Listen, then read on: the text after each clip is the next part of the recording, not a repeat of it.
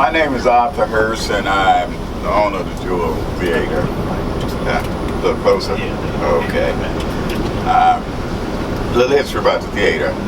Percy James was the original builder of this theater. He built it in 1931. He built 4 theaters. This was just one of them. He had one in Ardmore, one in Amarillo, and one in Wewoka.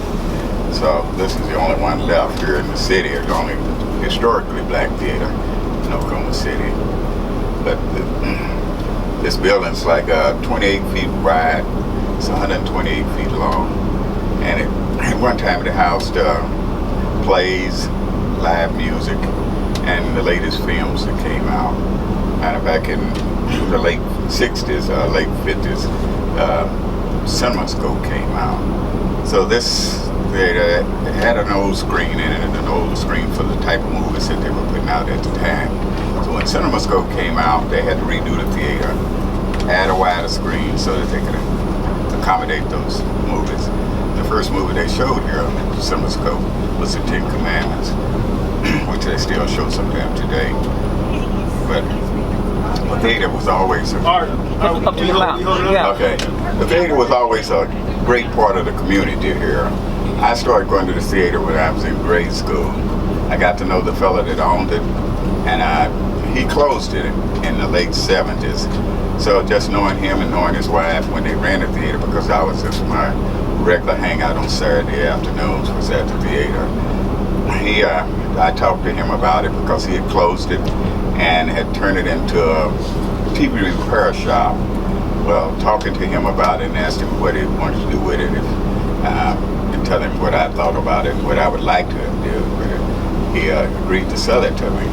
So for that time, I've had it since '82, and with the idea of reopening it and being able to show all the old movies that it once showed here.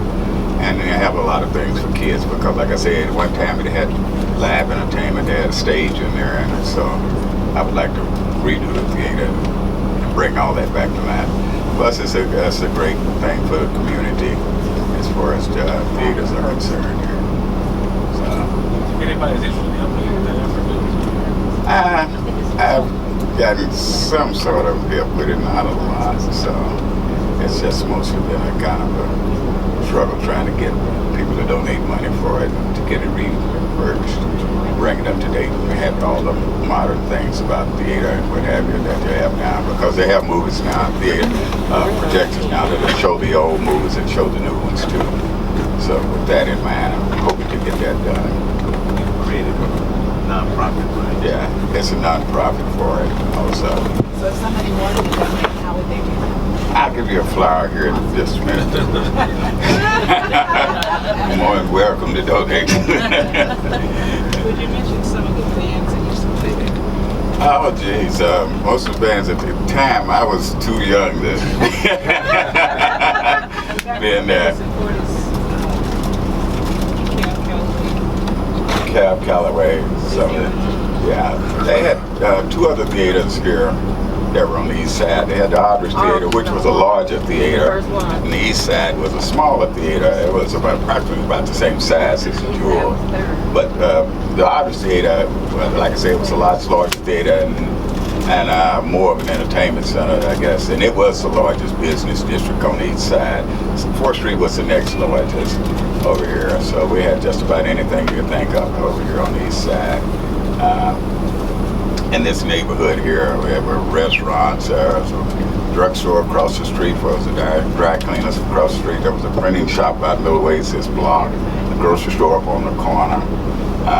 They had a hotel next door to the theater. So it was a lot of just about anything you could think of in the line of business, and small business and restaurants and what have you. Anyone else would? What did the movies cost you back then when you were a kid? 10 cents. Big as a wagon wheel. City lights. Anyone else have any questions? I might be able to answer for you. Thank you so much. Financing, have you had problems financing on this side of town? with the theater or any other businesses that you know of? Somewhat. I was in sort of the real estate business for a while and buying property and what have you, but I guess never at the time I didn't have a serious amount of problems, but I was buying houses and what have you, lots and what have you, so it wasn't like I was buying buildings of any sort. I had 2 buildings. I used to own a building up the street also, and this one here. And what about Leah Hodge? Where is she located? She was located right here on this Is corner. something going on in her building right now? No, they tore the building down. It was building, her beauty shop was sitting right here on this corner right here. They tore it down about a year and a half ago, which would have been a nice building to save also. Also, it had a mural on one side of the building. They had painted on that building, I guess, maybe back in the 30s or something. And they'd covered it up with brick. And the guy that was turning the brick off the building discovered the painting behind that. Somebody cut the whole wall out the next night. And did what with it? That's a good question. But it was a nice, I mean, just really preserved, just like it was, they had just painted it. And he came and told me, I was over here fooling with the theater one evening. He came and showed it to me. The next day, I came down here, someone had cut the whole wall out. What was it? What was on the mural? It was just an advertisement of some sort that they had painted on the side of the building.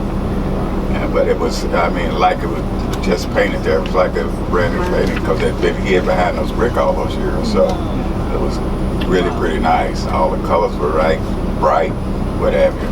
And that's why I guess he came and told me about it to show it to me. And the next day we came down here, they had cut the wall out. Your name again, sir? My name's Arthur Hurst. Thank you. Thank you so much.